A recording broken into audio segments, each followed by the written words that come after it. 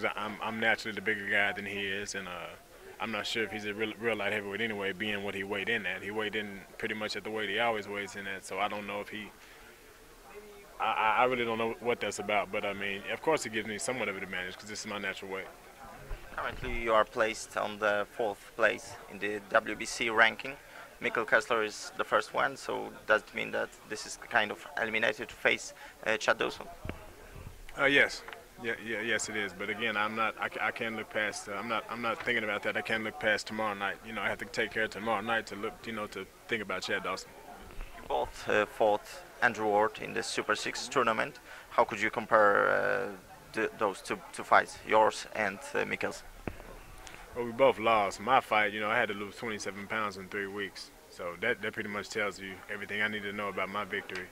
Mikkel seemed to be healthy when he fought Andre Ward. I don't know. I was visibly weak, but I don't know. But I mean, at the end of the day, Ward beat both of us, you know. Well, and what was the most important reason of moving up to the light heavyweight division again? I could not make 168. Even when I was in the tournament, I couldn't make 168 anymore. When I was fighting in the Super 6, I couldn't make 168. It was just too hard. In the fight against Andrew Ward, he defeated you quite easily, let's say.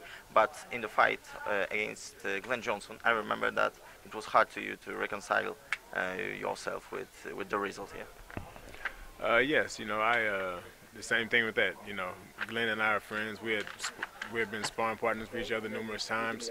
It was just fighting at that weight class, man. For me, I couldn't do it. You know, it wasn't right for me. I really was, you know.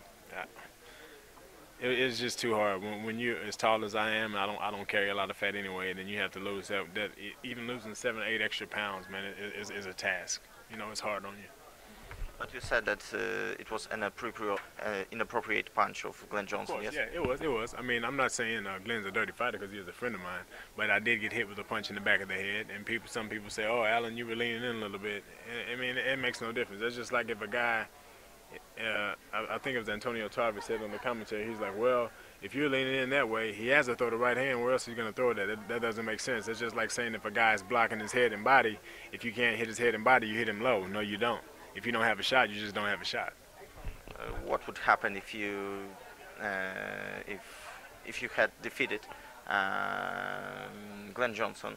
Would you have defeated also Carl Froch?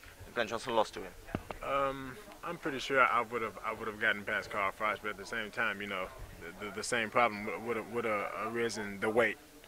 I mean, no matter what way I try to slice it at super middleweight, man, at that juncture in my career, the weight was killing me. I mean, the weight was a problem. Okay. And your prediction before the fight of Froch against Lucian Bute on next week? Froch is my boy, man. I think I'm gonna have to side with him. Froch is my boy. I'm gonna go with Carl Froch.